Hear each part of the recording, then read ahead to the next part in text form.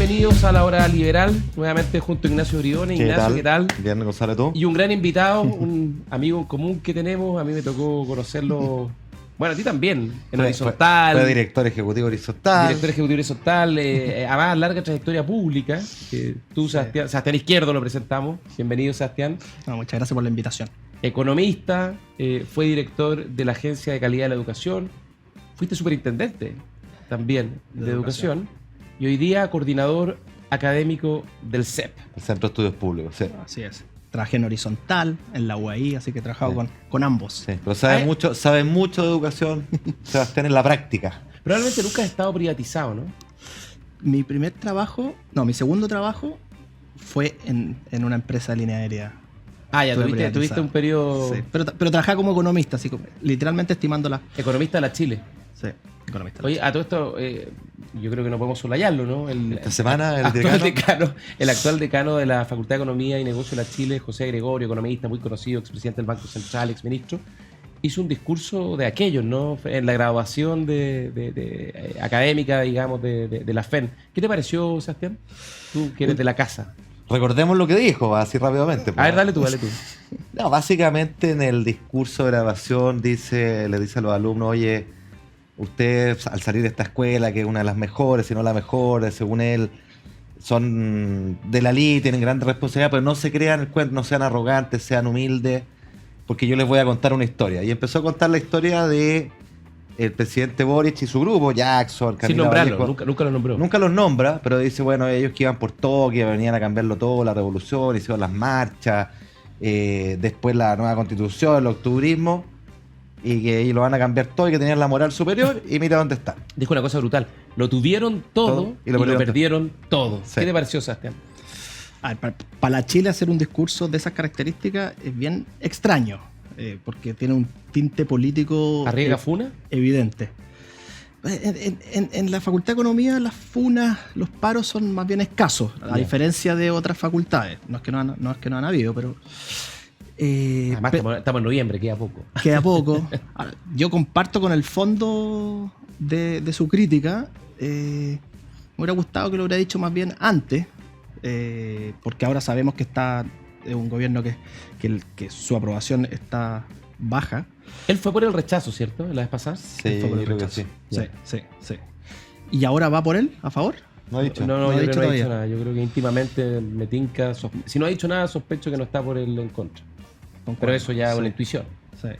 Así que, bueno, antes hubiera sido mejor, pero es riesgoso para un decano. Yo no sé si lo hubiera hecho si fuera decano de una universidad, porque creo que lo conversamos antes, la academia requiere cierta neutralidad porque justamente el debate crítico, el pensamiento crítico necesita esta discusión. O sea, más que neutralidad quizá es expresar diversidad de opiniones, pero cuando eres distinto, cuando eres decano, digamos, ahí sí yo creo que expresar tus propias opiniones tiene que ser cuidadoso. Porque tú representas el claustro, hay profesores que están a favor, están en contra, y esa es la gracia, creo yo, también de la Chile. Sí. Ahora, el fondo no puede ser más cierto.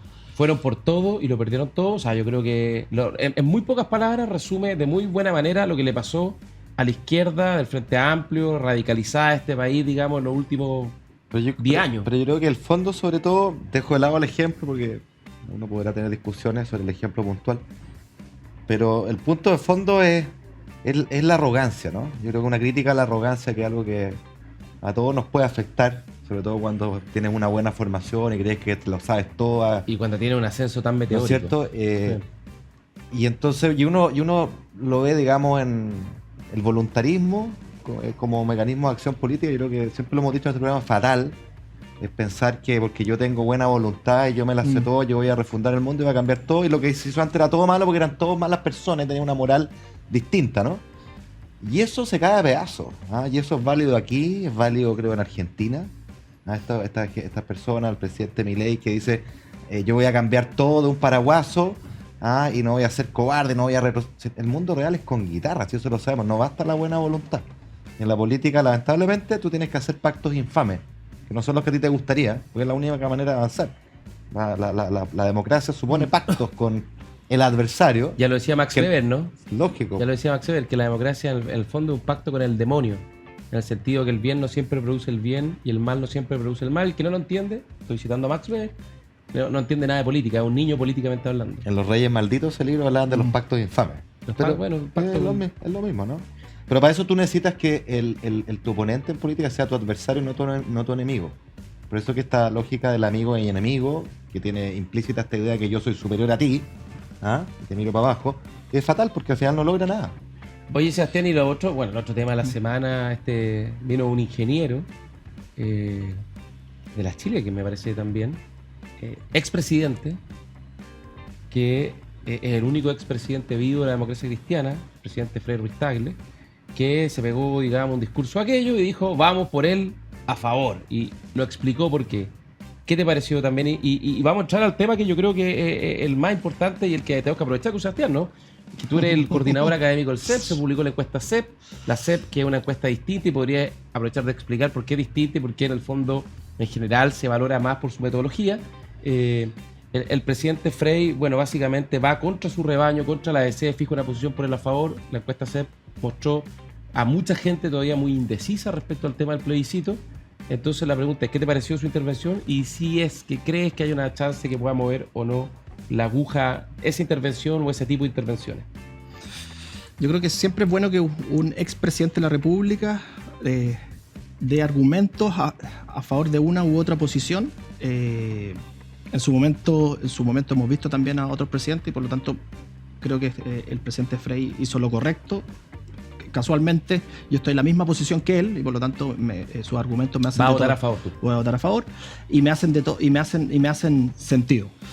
Ahora, ¿qué nos dice la encuesta CEP respecto a este proceso? Voy a resumir los grandes titulares, ¿no? Dice que casi la mitad de la población no está interesada en el proceso. Casi la mitad de la población evalúa mal el proceso. Y casi 2/3 de la población entre finales de septiembre, principio de noviembre, estaba indecisa. ¿Cuánto se puede haber movido esa foto? Porque efectivamente el trabajo de campo de esta encuesta, como es seria, bien hecha, larga, digamos, no es más profunda que las encuestas semanales. Tiene un trabajo de campo que parte en septiembre, como tú dices, y hasta el 2 de noviembre. Por lo tanto, puede ser una foto que ya quedó vieja, ¿no? ¿Cuál es tu intuición? No, yo creo que es una foto, y eso hay que decirlo con todas sus letras, una foto que hoy cambió, es otra. Pero la encuesta CEP, más que ir a predecir un resultado, lo que trata es entender, lo que trata de buscar es justamente entender los fenómenos que ahí ocurren. Y es por eso que una encuesta que va a más de 120 comunas, 1.500 personas que se les entrevistan cara a cara. No es una entrevista mediante un correo, sino que es en persona. No un panel online, no un panel. Va una encuestadora a la casa, toca el timbre. Y si esa persona no te abre, tiene que volver a esa casa. Por lo tanto, al final de cuentas, él tiene una tasa de respuesta sobre el 60%. O sea, entiendo que cada año tienen que ir entrevistando más gente porque cuesta encontrar más gente que responda.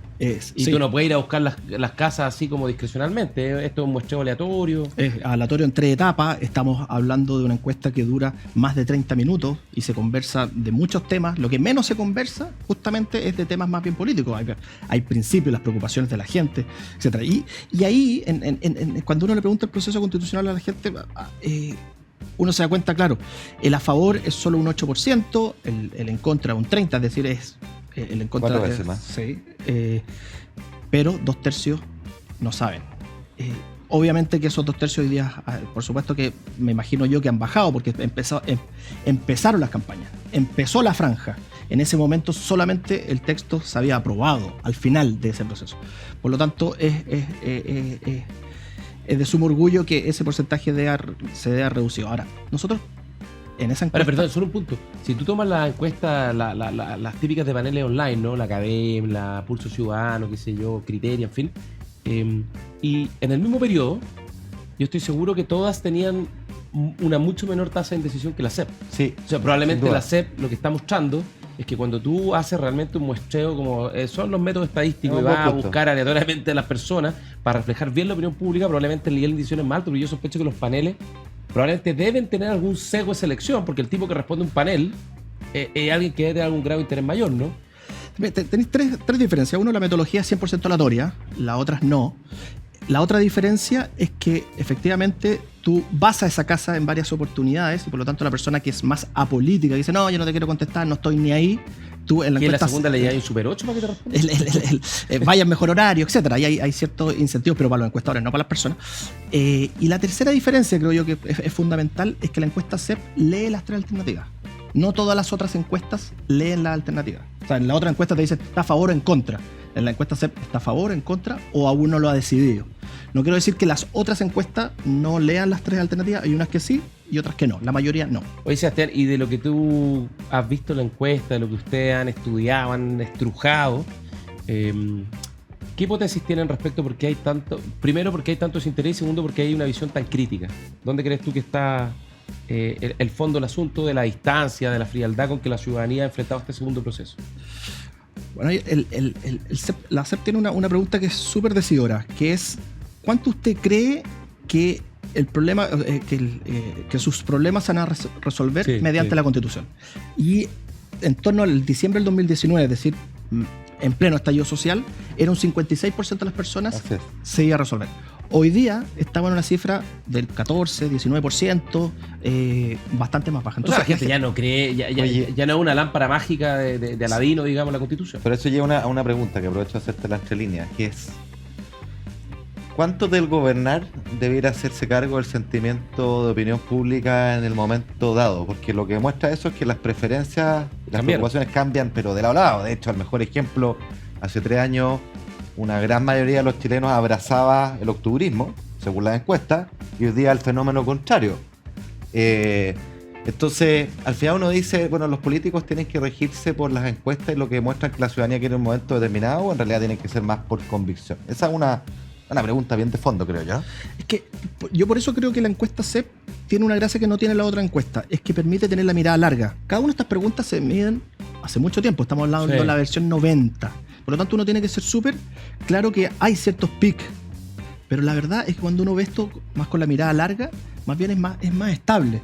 Te pongo un ejemplo. Hay variaciones. Hay variaciones, pero son anuales. Pero la tendencia se mantiene, claro. Un ejemplo, claro. Es que hoy día todos decimos, mira, la delincuencia es lejos la preocupación más importante, etcétera. Eso siempre ha sido la primera. Siempre ha sido la primera. Incluso bajó un poquito de la encuesta anterior. Bajó un poquito, pero subió corrupción, está narcotráfico fuerte. Y eso que fue previo al caso Hermosilla. Pero fue el campo fue justamente en el caso de Democracia Viva. Fundaciones. Sí, claro, pero siempre ha sido delincuencia, educación, salud y de repente se mete algún colado entre medio. Entonces, pero mi punto es, ojo, delincuencia siempre ha sido importante. Estamos hablando que el 77% de las personas te manifiesta delincuencia, asalto, corrupción, violencia, narcotráfico. El 77%, cifra más o menos similar que uno ve a lo largo de la historia de Chile. Y los derechos sociales, pensiones, salud, educación, hay algunos que suben de segundo, tercero, pero básicamente lo que veo unas oscilaciones más bien pequeñas. Y de repente se nos olvida que los derechos sociales no hay que resolverlos. Entonces ponemos todo el foco en la delincuencia, o a la inversa, en el 2019, derechos sociales a fondo, y nos olvidamos de la delincuencia. Entonces, pero la encuesta CEP lo que te permite a ti es entender cuáles son las preocupaciones de la gente, y por lo tanto creo que es un insumo muy importante para la política de tener esta mirada más de mediano plazo y no caer justamente en estas tentaciones. Es una pregunta, ¿por qué interpretas tú que la gente está distante y medio indiferente a este proceso? ¿Cuál sería la clave a tu juicio? Uno, porque sabe cree que es un instrumento que no le va a resolver sus problemas. Que ya no es eficaz como pensábamos que era. Porque antes creía que le iba a mejorar las delincuencias, que antes que le iba a mejorar la salud, la educación, que son las preocupaciones, ya no cree. Sabe que no. Y que está hastiado. En resumen, ya después de cuántos intentos llevamos, yo ya perdí la cuenta. 3 intentos, 4 años en este cuento. ¿Y cuánto puede? Y la economía tiene una percepción económica peor, la delincuencia tiene una percepción peor, en educación y salud estamos estancados. ¿Cuánto puede influir en esa misma tecla, dado que está hastiada? El argumento es, ya sabéis que como cerremos esta cuestión de una vez por todas. ¿Eso puede pesar? Mira, el análisis que nosotros hicimos es que las personas que hoy día están a favor, la tecla, es decir, como la clave que más los ha movido ha sido más bien una mirada más bien positiva, de esperanza de los propios contenidos. ¿Ya? Eso es lo que ha logrado hasta el momento tener ese 8%. Ahora, cuando uno ve a los indecisos, y uno se hace la pregunta, bueno, ¿quiénes son estos indecisos? ¿Quiénes son estos 2/3 de personas que la verdad es que uno ve que algo están interesados, no están lejos del proceso? No son tan críticos, no tienen una mirada tan negativa del proceso en particular, sino que están reflexionando. Y ahí, algo que a mí me llamó mucho la atención es que 2/3 de ellos, o sea, 2/3 de estos 2/3, desaprueban el gobierno de Boric. Entonces ahí uno se hace la pregunta, que es legítima, yo creo que... ¿Por qué están en contra? ¿Por qué están en contra? Bueno, ¿Contra el gobierno de pero Boric? a nivel general ¿O contra también. el que está arriba? A nivel Claro, general en contra también. del establishment. Oye, a nivel general también 2/3 rechaza el gobierno del presidente Boric. Claro, pero no sabemos, que es la pregunta que me hace Gonzalo, que es porque no le gusta el gobierno como está conduciendo el país o porque no le gusta la política. Oye, no Y tenemos- hacemos un doble clic ahí y la verdad es que tenemos los dos mundos. Vamos a hacer un doble clic a la vuelta a la pausa y te voy a dejar una pregunta planteada, Sebastián, y también Ignacio, que para mí es una paradoja total. Cuando mira la encuesta CEP, la gente valora más la democracia que hace, no sé, 10, 15, 20 años. Y no solo eso, valora más a los líderes pro acuerdos, ¿no? Eso te iba a preguntar lo Pero, mismo. paradójicamente, quienes están mejor evaluados o quienes han tenido la posta del mando, ¿no? Y han tenido el liderazgo en los últimos años, uno diría que son los menos pro acuerdo, ¿no? O sea, Los extremos. más bien los extremos han ido tomando la posta del mando de la democracia. Y esa es una cuestión que por lo menos a mí me confunde. Así que a la vuelta a la pausa, Sebastián Izquierdo, coordinador del CEP, te vamos a pedir esa respuesta. Agricultura TV.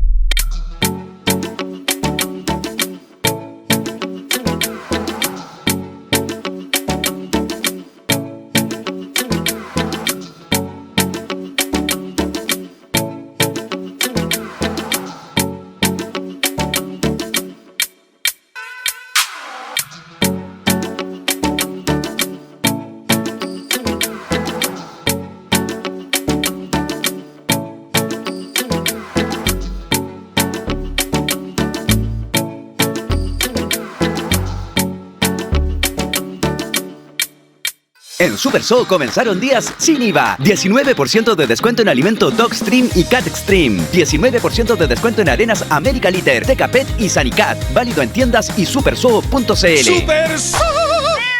Ya, volvimos, estamos de regreso en la hora liberal con Ignacio Briones y con Sebastián Izquierdo, coordinador académico del CEP, el Centro de Estudios Públicos. Te dejamos una pregunta hecha. Es cómo se explica la paradoja entre la demanda de la ciudadanía por líderes pro acuerdo y que el bastón de mando en los últimos años lo hayan tomado precisamente quienes tengan los liderazgos en los sectores políticos, los sectores más extremos, ¿no? Se han ido endureciendo hacia los extremos, se ha ido polarizando el sistema político chileno. ¿Cuál es tu visión sobre ese punto? Oye, lo complemento colgándome algo que tú decías, y que son las tendencias. Esto de la demanda por acuerdo de la ciudadanía es de larga data, no es de ahora. Hace un buen rato que 3 de cada 4 chilenos valoran los acuerdos en lugar de la pelea. Oye, te lo dicen en la calle, ya pónganse de acuerdo. Exactamente. Y ahora, esta última medición fue bien sorprendente porque subió bastante, subió 28 puntos, llegó a 70% que la ciudadanía está pidiendo acuerdos. Y cuando uno después eso lo desglosa, es bastante parejo, incluso es mayor en la derecha, cuando uno lo ve por identificación política. Y uno lo ve también de norte a sur, etc. Entonces es bien transversal y es bien claro que la ciudadanía quiere conflicto. Tanto así que cuando le preguntan a esa misma ciudadanía, le dicen, ¿cuál es el principal conflicto que usted ve? Te dicen entre oposición y oficialismo, entre izquierda y derecha. Y después, ¿qué es lo que uno empieza a ver justamente? Es que cuáles son los personajes políticos mejor evaluados, o basta ver también las últimas elecciones que hemos visto que ha ganado justamente los extremos. Bueno, yo creo que ha sido justamente que no han habido candidatos competitivos que sean capaces de encarnar este anhelo ciudadano por llegar a acuerdos, por resolver los problemas de pensiones, porque lo que vemos es que cada político pone su programa, poca conversación con el otro y más bien hay esta como inquietud por convencer, pero no persuadir a la gente, no estamos todos imponiendo cierta idea. Y la ciudadanía te dice, bueno, pero si ustedes no se ponen de acuerdo, si no lo han hecho, ¿por qué lo van a hacer ahora? Pero eso es medio huevo gallina, ¿no? Porque tú dijiste candidatos competitivos que sean moderados y pro acuerdo, pero a lo mejor precisamente ser pro acuerdo es lo que no te hace competitivo. No, viene un caso cercano. Es que, y ahí hay ¿Qué que, coincidencia con la realidad? Sí, Ah, Sebastián lo conoce bien porque me ayudó. es que yo creo que ahí es que el problema que tenemos del sistema político, entonces hay como que nos tenemos que ir a hacer una pregunta como más previa, es qué estructura, cuáles son los incentivos que está generando nuestra en este caso las leyes y la Constitución, y la verdad es que tenemos cuando yo ya perdí la cuenta, pero serán 23 partidos políticos, o sea, 23 personas. Eso 21. 21 en la Cámara, sí. Claro, pero se han creado este año creo que como 10 Ahora, nuevos está lleno de partidos. partidos Si la mitad de los callampa, demócratas, claro. claro, y los amarillos puede que sean 23 hoy día. Pero es que Exactamente. no son partidos, son bancadas, pero ya, pero... Ahora, pero 21, 23. es raro esto del liderazgo duro versus el liderazgo pro acuerdo, y no sé si es incompatible necesariamente. Mira tú, ¿quiénes son los 3 mejores evaluados de la encuesta CEP? Primero, la alcaldesa de Providencia, Evelyn Matei, o liderazgo fuerte, pero que yo tengo la impresión de que se percibe como más bien dialogante. Dialogante, claro. Después, en segundo lugar, el presidente Piñera, que al revés, digamos, si hay algo que le critica a la derecha dura es ser demasiado dialogante, ¿no? Demasiado amarillo, sí. Demasiado amarillo. Y después Claudio Rego, que es evidentemente un liderazgo dialogante Es verdad. amarillento, ¿no? Sí. Y mira tú, la tabla de posición anda a la cola. Están los liderazgos del Partido Comunista o de partidos políticos más de los extremos, ¿no? Los presidentes de los partidos, sobre todo, que son siempre muy cuestionados. Entonces, esa es una cuestión bien paradójica, porque, de hecho, el presidente Boric ganó, pero yo creo que ganó porque se sentó a la mesa al acuerdo el 15 de noviembre. Porque él puso la firma, digamos. Es verdad. Alguien duro de izquierda, pero que está dispuesto a cruzar el charco, a cruzar el puente y tender acuerdos por el bien de Chile. Entonces, yo creo que hay una cuestión... Y porque le pusieron a alguien de más izquierda, él competía con el Partido Comunista. Y déjame como agregarte, porque yo concuerdo contigo, cuando uno mira justamente al presidente Piñera, a Evelyn Matei, a Claudio Rego, o sea, los que están liderando la evaluación positiva. A la fecha, todos los presidentes han sido personas relativamente más bien de centro-izquierda, centro-derecha. Sí. Pero lo que te quiero decir es que justamente los 3 que están adelante uno dice, mira, sabes que son más moderados. Efectivamente, cuando uno ve la evaluación positiva, a ellos, incluso la otra fuerza contraria, ideológicamente, por ejemplo, para la izquierda, la Evelyn Matei penetra en la izquierda. El presidente Sebastián Piñera penetra en la izquierda, o sea, tiene un cierto nivel de aprobación en esos sectores, a diferencia de los otros. Cuando uno ya empieza a mirar a personas que están más abajo, de izquierda, uno ve que hay una evaluación súper negativa y súper concentrada en, por ejemplo, en Camila Vallejo, etcétera. Y cuando uno ve Las también... barras bravas, digamos. claro, y José Antonio Cast pasa lo mismo, o sea, no penetran nada en la... Pero ¿por qué en la- pareciera en la- que el en la- electorado de derecha e izquierda se han movido hacia los extremos, siendo que sus principales liderazgos en Chile son personas que más bien desde la derecha a la izquierda convergen hacia el centro? Lo planteo déjame complementarlo. Lo planteo de otra manera, porque yo concuerdo con esa hipótesis. Lo dejo en hipótesis. Y me gustaría que fuera esa hipótesis una realidad, digamos. Ah. Pero cuando uno ve las 2 últimas elecciones importantes que hemos tenido, las del proceso constituyente, La en el convención primero del la Consejo. convención, la gente votó por la extrema izquierda iluminada, en la lista del pueblo, que venían a cambiarlo todo y eran los buenos. Y después se dio vuelta el péndulo y le dio el voto a la izquierda, a la derecha, más a la extrema, digamos, al Partido Republicano, que tuvo una tremenda votación. Entonces eso como que no comulga con esta idea que estamos diciendo, que la gente quiere moderación. O sea, una cosa es que exprese moderación, está bien, y 70% en la CEP dice quiero acuerdo, pero después hay una cuestión de la intensidad de las preferencias, que es distinto. A lo mejor la intensidad de las preferencias por moderación es baja vis-a-vis de otras cuestiones. Y llega una reflexión que hemos hecho con Gonzalo en este programa varias veces, te lo planteo. Es que claro, en este impasse en el que estamos, en este bloqueo, uno le echa siempre la culpa a los políticos, pero yo creo que es momento también de pasarle la responsabilidad a nosotros, los ciudadanos, porque nosotros A la ciudadanía, sí. elegimos esos políticos. Y ayer la ciudadanía eligió mayoritariamente la lista del pueblo y eso determinó el resultado final de ese texto, afortunadamente rechazado. Y eligió ahora mayoritariamente los republicanos y de alguna manera selló también la suerte o el resultado devenir. final, el devenir del proceso. Entonces, ¿cómo lo ves tú? Es que yo creo que son 2 momentos sumamente especiales. O sea, el primer momento, veníamos de un estallido social, ahí Gonzalo sabe más que todos nosotros, y por lo tanto había un momento de efervescencia que luego, con ciertas modificaciones, a mi juicio, tramposas, este tema de los independientes, hubieron cierto ahí sesgo en esa elección, pero al final culminaron en que un grupo político tuviera el control. Pasamos justamente el péndulo al otro lado. A mi juicio, más bien vino una revancha de la ciudadanía. Dice, oye, si ustedes lo hicieron mal, los castigamos, y ahora vamos justamente por el otro extremo. Sí, pues la ciudadanía eligió a esos que lo hicieron mal. Entonces no es cosa como de que nos desentendemos de lo que la ciudadanía votó, ¿no?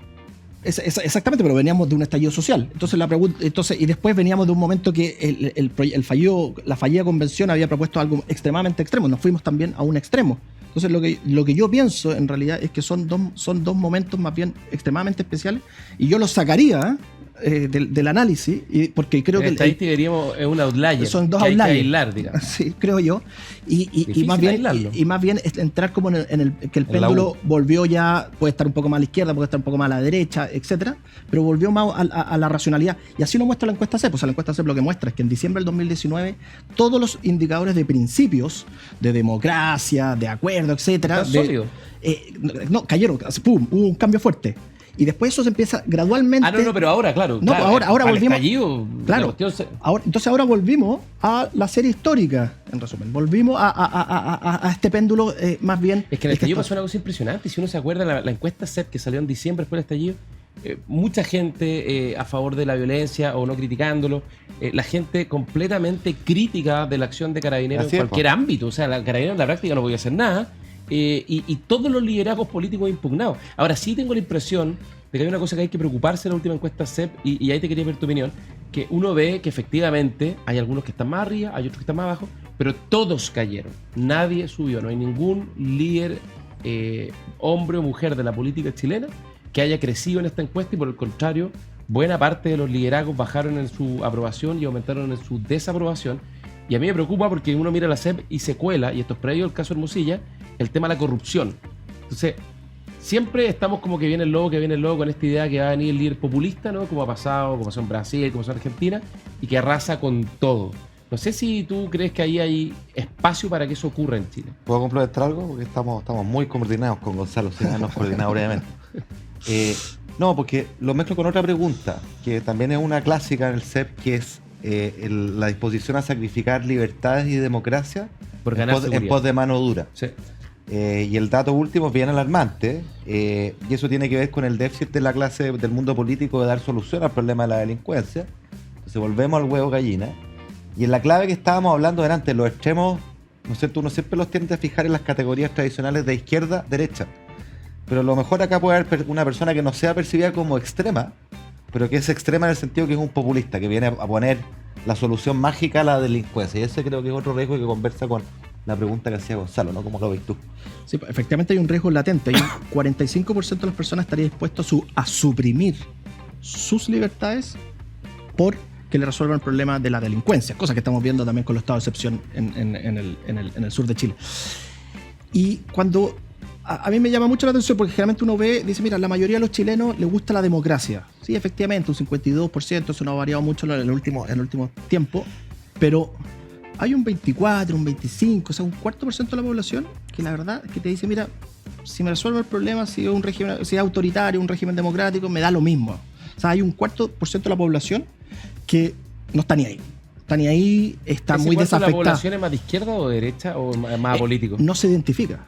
No se identifica, y cuando le preguntáis tú, bueno, y le preguntáis, pero ahora identifícate de 1 a 10, ¿dónde estáis tú ubicado? Te dicen, en el 5, en el centro. Entonces uno lo que tiende a pensar es que, mira, el centro igual es bien grande, la verdad, pero ese centro tiene indiferencia, ¿no? es indiferencia, ahí no me identifico no me identifico con la política. Y ahí yo creo que está el problema de fondo, porque cuando uno empieza también a ver a las personas, les preguntáis, oye, ¿y alguno de estos partidos políticos te representa? Solamente un tercio, un 34%, estamos hablando que, no sé, pues en plena concertación esto era un 70%, sí, y ya estamos en un 34%. En el estallido social bajamos creo que a un 19%, por ahí. Pero 30% de las personas cree que los partidos políticos al final de cuentas te pueden resolver el problema, que es como una democracia debe funcionar, pero los otros 2/3 no. Entonces yo creo que tenemos un problema en el sistema político muy importante, que parte por supuesto de la ciudadanía que se tiene que informar, tiene que comprender cuáles son las personas que pueden resolver los problemas mediante estos acuerdos, etcétera. Pero a la vez yo creo que hay incentivos para la clase política a no llegar a estos acuerdos, a tener todo esto fragmentado, a poca colaboración entre los poderes del Estado, y que nos tiene más bien estancados, porque uno se pregunta, bueno, en 2019 queríamos mejor educación, queríamos mejor pensiones, queríamos mejor cada uno de los derechos sociales, después dijimos, bueno, queremos combatir la delincuencia, etcétera, y uno se pregunta ahora, 4 años después, En todas las variables está peor. en todas las variables está peor. Salvo en pensiones porque hubo la PGU, ¿no? Que fue importante. Y la CEP lo refleja, porque bajó pensiones, pero ahora nuevamente están pensando. Yo diría que hay un elemento en el que estamos mejor, creo yo, esto que hablábamos hace un rato, ¿no? El desengaño.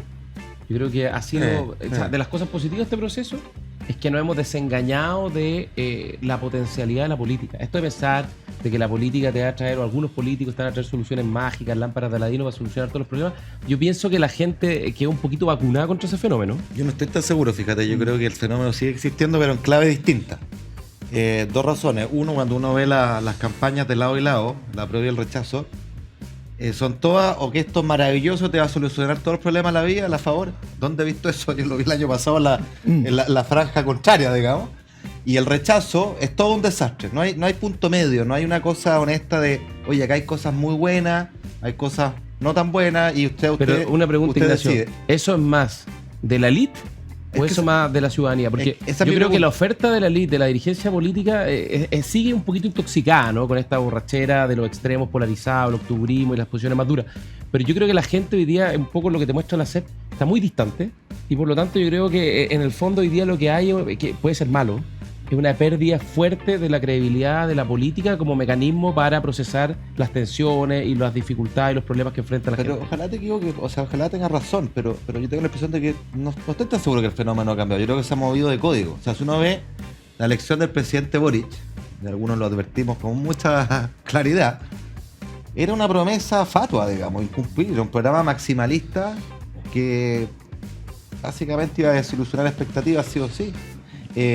Yo creo que va a seguir siendo la clave. Lo que hace es que en otro ámbito, o sea, yo creo que el espacio para el populista que te va a proponer la receta mágica para resolver la delincuencia, que es el gran tema, yo creo que la gente la va a tomar, aunque sea falso, digamos, porque no hay milagro en esta cuestión. Así que ojalá tengáis razón. Yo creo que la promesa se mueve desde un ámbito a otro ámbito, y de un tipo de discurso a otra forma de comunicarlo. Yo creo que el gran convivio a piedra lo que sigue va a ser un nuevo populista. Un nuevo populista que ninguno de los que tenemos a la vista hoy día. No lo estamos viendo todavía.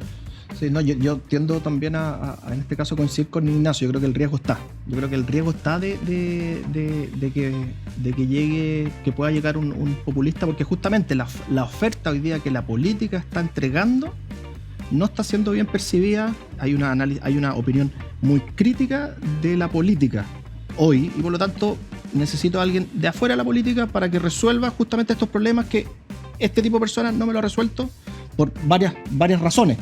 Eso es más viejo que el hilo negro, pues, desde Frafrán adelante, digamos. Oye, yo de hecho voy a tensionar esta discusión tan interesante, planteándole una cosa: el populismo siempre ha estado en Chile. El populismo fue Parisi, que hizo campaña de Estados Unidos. El populismo fue Meo. El populismo fue Frafra. El populismo fue Carlos Ibáñez del Campo, muchos años atrás, incluso en su primera campaña, en su primer periodo, el León de Tarapacá, ¿no? Arturo Alessandri Palma. Entonces, el populismo siempre ha estado. Mi único punto es que yo creo que el desengaño de la magia que puede producir la política, porque la política no produce magia, ya lo decía Popper con tanta clarividencia, puede que, es cierto, puede que reaparezca, porque siempre ha estado. Pero yo creo que las personas están distantes de ese tipo de fenómenos, porque finalmente el 18 de octubre el estallido social fue la máxima expresión del fenómeno utópico del proceso político. Hay varias cosas que se sincerado. Yo compro tu punto, digamos. Está eso del utopismo y el desengaño, digamos, de lo que fue el octubrismo, que toda la gente, creo que nos muestran varias encuestas, el balance es negativo, estaríamos para atrás. Está el tema de los retiros, que la gente entendió que esta cuestión efectivamente producía daño, inflación. Y que la economía está muy débil. Si esa cuestión también la gente va a pedir ahí. Bueno, tengo que ir a una pausa y volvemos con Sastén Izquierda. Ya hablé un poquito de educación, aprovechando. Y vamos a hablar de educación a la vuelta de la pausa en la hora liberal. Agricultura TV.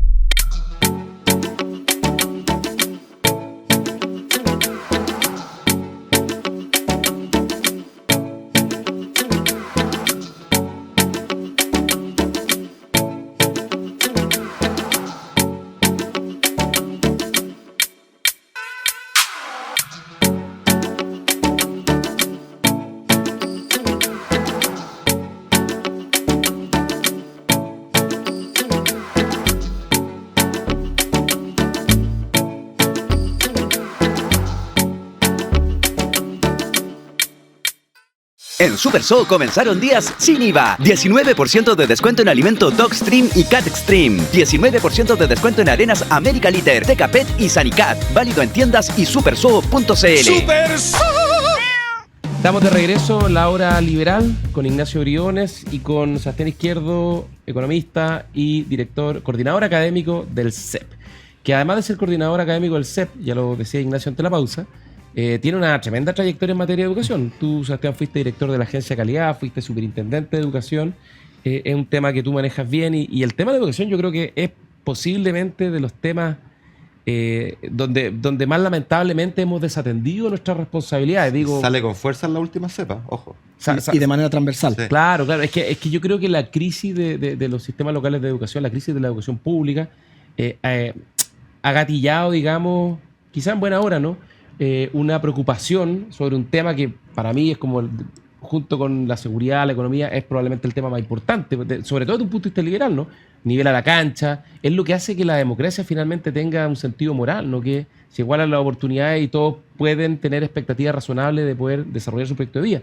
Y hemos visto que la educación se ha abandonado completamente el debate público, un tema que hace 10, 15 años atrás era fundamental, hoy día es cuarta, quinta, sexta prioridad. Este gobierno en la práctica creo que no tiene agenda educacional. Hoy día el ministro de Educación es ante todo un operador político, no un experto en educación ni mucho menos. No, está concentrado en apagar el incendio de los CEP de Atacama. Oye, y lo pusieron por comunista, es decir, por tener capacidad de manejar a los sindicatos, a los gremios, al sector público, y la digo de más o menos a mal, digamos. Y es un tema que yo creo que preocupa. Entonces ahí te quería pedir alguna reflexión, porque yo creo que este es un tema que hay que tomárselo demasiado en serio. A mayor educación hay mayor valorización por la democracia. Eso Sin dice duda. la última encuesta. Mira, yo soy muy crítico, más bien, y más crítico del ministro anterior, Ávila, que del ministro Cataldo. Creo que lo que pasó con el ministro Ávila fue catastrófico. Perdimos 2 años para poder hacernos cargo de el terremoto más grande que hemos tenido en educación, que fue justamente la pandemia, tener 257 días lectivos a los niños en su casa, sin clases prácticamente, y para después tener un plan de reactivación que es paupérrimo en todo sentido. Y por lo tanto yo veo más bien, y espero que el ministro Cataldo que esto lo revierta, al menos así lo ha declarado públicamente, pero claro, llegamos a un problema en la región de Atacama que la verdad es que a mí me sorprende que sea sorpresa, porque la región de Atacama ha tenido los peores resultados desde hace mucho tiempo, en CIMSE, en exclusión escolar, etc. O sea, Calama, cuando uno rankea todas las regiones, Calama siempre sale la última. O sea, perdón, Atacama, siempre sale la última. ¿Y hay una explicación a eso? Por supuesto, pues, es que no nos hemos preocupado. ¿Y cuál fue la solución de esto? Fue justamente pensar que desde el Estado, con la burocracia estatal, íbamos a tener unos servicios que iban a ser capaces de hacerlo mejor que las municipalidades, porque había una tesis de que las municipalidades, que a mi juicio no lo estaban haciendo bien, estaban dedicados a la política y por lo tanto desatendían la educación. ¿Te gusta este proceso de desmunicipalización o...? Sí, a mí en el origen que... conceptualmente yo creo que conceptualmente te parece. A mí me parece correcto sacarlos de las municipalidades. Y generar escala. Pero me parece totalmente incorrecto la propuesta que se planteó, porque todo lo que estamos viendo hoy día, todos los problemas, se supieron antes de la redacción de la ley, se dijeron 500 veces durante la redacción de la ley. ¿Y cuál es la alternativa? Esa es la pregunta. ¿Cuál es la alternativa? ¿O cuál es el problema fundamental? Es gestión esencialmente, ¿no? El problema fundamental es, a mi juicio, es que uno tenía una mirada crítica de los municipios y lo que se hace acá más bien es un traspaso de las malas prácticas se traspasan y por lo tanto cuando uno quiere hacer algo nuevo la verdad es que es re poco nuevo porque el capital humano lo traspasaste y lo traspasaste más encima con incentivos perversos. En resumen, subamos sueldo y la cuestión, metamos más gente que aunque no sabe educación, etcétera, y los metieron en estos servicios locales, tanto así que cada uno de los servicios locales han sido, hoy día la gente no se acuerda, pero cada uno de los servicios locales han tenido escándalos de estas características. Recordemos, por ejemplo, los propios asesores del ministro Nicolás Aguirre. ¿Dónde se fueron a trabajar una vez que hubo cambio de gobierno? Se fueron a trabajar a la educación pública. O sea, en resumen, lo llenamos. Capturado por la política. Capturado por la política, que era supuestamente el problema municipal. Entonces creo que ese traspaso, lo segundo es pensar que porque una institución estatal es capaz de hacerlo mejor que una institución más liviana. Esa es la falacia, el muñeco de paja máximo. Y cuando sabemos que la educación, que la institucionalidad estatal tiene ciertas reglas que no son compatibles con un colegio que es un colegio que las necesidades son múltiples y son dinámicas y que no se pueden prever. A cambio que, por supuesto, claro, tengo un problema, por ejemplo, con el agua. Bueno, tendré que hacer una licitación para poder resolver esto. Bueno, pero si es que el colegio no tiene agua, no puede funcionar, entonces tú eso lo necesitas resolver ya. Y después tenés un sistema de subvenciones, pero tú esto lo pasáis por la ley de presupuesto y por lo tanto la subvención no puede pasar. Entonces tú el último cheque del mes se lo pasáis al final de mes, al final de año, 31 de diciembre, y el 31 de diciembre si no lo gastaste, lo perdiste, va para tesorería, como así funciona el sector público. Pero en la escuela, no, porque en la escuela tú el 31 de diciembre tenías esos recursos y en enero y en febrero vienen justamente todas las inversiones, reparar la escuela, etc. Entonces la plata de diciembre te sirve un montón. Entonces a los colegios municipales o a los colegios de los servicios locales hay una injusticia. Entonces estamos llenos de trabas que al final de cuentas se traducen. Yo tengo una diferencia, quizás porque yo trabajé en el mundo municipal varios años. Yo lo que siento es que el gran problema que tienen los servicios locales de educación hoy día es como fuente ovejuna, que no son de nadie. ¿Quién manda y quién se hace responsable? Esa es la pregunta. ¿Quién se hace responsable? ¿Quién pone la cabeza sobre la mesa si las cosas no salen bien? Da la impresión de que nadie, y además son capturables por la política. Antes, por lo menos, los municipios tienen una cierta accountability. El alcalde, si lo hace pésimo, va a elecciones y la ciudadanía lo saca. Y tenía un cierto, por último, control democrático, ¿no? Y además, ahí me sale, estamos en la hora liberal, pero me sale un cierto lado conservador que hay en mí, sin duda alguna, que es que con la municipalización, con todo, Chile logró grandes cosas. Logró cobertura prácticamente universal a nivel básico y a nivel secundario. Logramos subir fuertemente los índices de calidad durante unos 10, 15 años, lo que se estancó a fines de la década del 2000, ¿no? En las pruebas internacionales, PISA, TIMSS. Y yo tengo la impresión de que quizás por una cuestión de sobreideologización, porque la municipalización de la educación se hizo en la época de Pinochet, ¿no? La izquierda ahí construyó un mono de paja, porque además, convenga una cosa, los municipios son organizaciones, son órganos del Estado, no son privados, ¿no? Entonces, yo creo que ellos diagnosticaron el problema de manera incorrecta, porque habían esquemas a través de los mismos municipios, que hay un cierto control, digamos, y por último era un diablo conocido, que permitía solucionar algunos de los problemas que tenía la municipalización, pero tampoco perjudicar aquellas buenas cosas que sí tenía el sistema municipal, ¿no? Tú ves Providencia, ves Santiago, que en general tenían muy buenos colegios públicos. Bueno, hoy día la educación pública está destruida porque se abandonó y además se creó este plan alternativo, que además hoy día el Senado dijo lo vamos a pausar, porque parece que no está funcionando muy bien, y hoy día estamos en el peor de los mundos, porque no tenemos un pie puesto ni en un lado ni en el otro.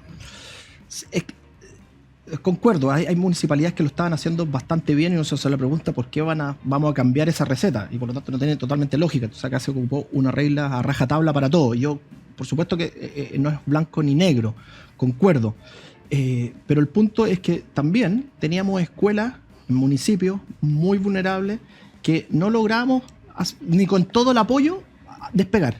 Y digo con todo el apoyo porque acá hubieron muchos planes de todos los gobiernos de tratar de ayudar y no logramos porque justamente no permeamos, porque los alcaldes tienen incentivos perversos bien dañinos en educación, cuando la mirada de educación es que tú tenés que apostar a 15 años. Pero déjame contarte solo mi experiencia, muy corto. Cuando yo trabajé en Futrono 3 años, yo era secretario de Planificación y por lo tanto de la Secretaría de Planificación dependía el Departamento de Educación, ¿no? Y lo que es una experiencia, no es extrapolable, pero lo que yo veía es que había como una cierta cultura y orgullo por los liceos públicos, por los colegios públicos, al punto que la comuna de Futrono, chiquitita, 15.000 habitantes, el mejor colegio de la comuna era el liceo de Futrono, el liceo José Manuel Balmaceda, digamos. Y ese era el establecimiento al que todos querían llegar. Y de hecho, los particulares subvencionados eran más o menos nomás, porque eran más bien emprendimientos de la educación, que ese era otro problema, digamos, que había también bien presente. Entonces, yo tengo la impresión de que nos tomamos lamentablemente el camino equivocado, la ruta equivocada, en base a un diagnóstico muy sobreideologizado y nos mandamos una gran embarrada. Pero yo, para complementar, el recorrido que he hecho con regiones, digamos, mucha gente te critica que en el mundo municipal, y este ilustra bien el drama, yo creo. Dicen, cambia el alcalde y cambia el director del colegio. Claro. Totalmente cuoteado políticamente. Sí, ese es el problema de fondo, yo creo que acá tiene que ver con un cuoteo que es estructural en la educación, incluyéndola, lo cual lo hace más grave. Y los SLEP replicaron aquello. Si basta ver la lista de personas que dirigen, con sueldos millonarísimos además, 8 millones y medio gana el director ejecutivo del SLEP de Atacama, y que él es profesor y las ventajas están a hacer clases, pero no en gestionar, ¿no? Y además abajo una lista de cuoteo inaceptable, y yo creo que se traspasaron los vicios que tenía el sistema antiguo a la nueva estructura, pero en una escala mayor, lo que amplifica el problema de alguna forma. Pero déjame decirte solo un punto respecto a eso. Es cierto, en muchos municipios los directores de las escuelas dependían de ser o no cercano al alcalde. Pero eso incluso se había corregido con una ley el año 2010-2011, que fue fruto de un amplio acuerdo en el Congreso, que introdujo la alta dirección pública para seleccionar a los directivos escolares. Y eso quizás no solucionó todos los problemas, pero corrigió buena parte de los problemas del macuqueo político en el mundo de la educación municipal. Es que yo por eso mismo yo creo que haber hecho algo tan a rajatabla, en resumen, o blanco-negro, todos pasan para allá o todos se quedan, yo creo que era justamente tener la capacidad de poder identificar cuál era el mejor esquema para los diferentes establecimientos, es decir, más bien hacerlo más a la medida, caso a caso, y hoy día la institucionalidad te lo permite hacer. O sea, yo sé perfectamente, el Estado sabe perfectamente que ese colegio en Futrono, es bueno o es malo considerando las características de esos niños, teniendo una mirada integral. O sea, si realmente lo están haciendo bien, hoy día el Estado sabe que lo están haciendo bien. Y también sabe que un colegio que tiene una biblioteca gigante, que tiene muchos recursos, quizás no lo está haciendo bien, también lo sabe. Entonces, perfectamente podría haber hecho algo un poco más sofisticado en vez de haber pensado en esta estructura que está teniendo los problemas que está teniendo. Ahora, ¿cuál es el problema más serio, a mi juicio? Y por eso yo veo negro el tema de educación, es que la gradualidad con que eso se planeó fue bien fuerte, pero la hemos ido graduando, tanto así que hoy día llegamos a pausarla. ¿Qué es lo que pasa? Que hoy día los municipios que pensaban que esto el próximo año dejaron de invertir, dejaron de preocuparse. Y hace 5 años dejaron de preocuparse. Sí, y por lo tanto, es un desafío. Oye, ¿y nos mandamos un Transantiago la educación o no? Yo creo que o sea, es que llevamos 11 de los 70 SLEP, por lo tanto, vamos camino a un Transantiago si es que esto hicimos un Transantiago, pero gradual. Gradual. Oye, pero otra cosa que a mí me alucina, Sebastián, a ver tu mirada, es que en este discurso, centrémonos en una Atacama, se dice, no, que acá no hay recursos, que no ponen plata. Cuando uno mira los números y ve el gasto por alumno mensual de los SLEP, de los 11 que están funcionando, son más o menos 280.000 pesos mensuales. Si le restas el gasto en infraestructura, que puede ser alto o bajo, no tengo idea, o sea, el gasto corriente en los alumnos, estamos hablando de 250.000 pesos mensuales por alumno. Eso no parece tan poco, ¿no? Y yo invito a los auditores a preguntarse si con 250 o 240.000 pesos mensuales uno no puede esperar una educación de buena calidad. Yo tendo a pensar que sí. A lo mejor estoy sobresimplificando la discusión, pero me gustaría preguntártelo a ti, porque se instala esta idea como que hay insuficiente plata. Y uno siempre le gustaría tener mucho más que eso, pero 240.000 mensuales por alumno parece no ser tan poco. Sí, claro. ¿Cómo lo ves tú? A ver, acá el problema no es plata. O sea, yo creo que cuando empezamos la discusión, más bien, mira que la subvención no alcanza, etcétera, lo que en verdad nos están diciendo, están poniendo un debate ideológico sobre la mesa, que a las personas que no les gusta la subvención como está diseñada, que sea por asistencia que por matrícula. Entonces, en resumen, pero acá el problema no es plata. Lo segundo es que cuando uno revisa los esfuerzos presupuestarios que ha hecho la Nación de Chile y uno empieza a ver cómo hemos ido inyectándole recursos a la educación, es todos los años más. La subvención ha ido aumentando gradualmente y la calidad de la educación está más bien estancada. Por lo tanto, a más recursos uno esperaría mayor calidad, y eso no está ocurriendo, y eso es un indicio de que en realidad hay un problema más bien de gestión. Y lo otro es que esto es un mito de que los colegios subvencionados reciben X plata y los municipales reciben esa misma X, sino que más bien acá hay una serie de otras aportes del Estado que hacen que los establecimientos municipales y ahora los servicios locales con mayor... Reciben el doble. Poco menos, una vez no saqué el cálculo, sí.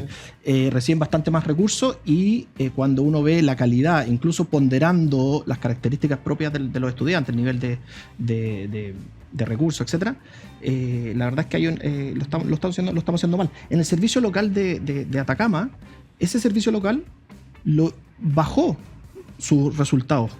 Y por lo tanto, esa gran solución a esa región que tiene esos problemas, no lo resolvimos. Y ya llevamos 4 o 5 años en ese Oye, sentido. pero- Oye, no, es que nos pilló el tiempo. Pero déjame hacer una chiquitita. Es Muy- importante, muy muy chica, sintética. a la vena. ¿Cuál es tu mirada?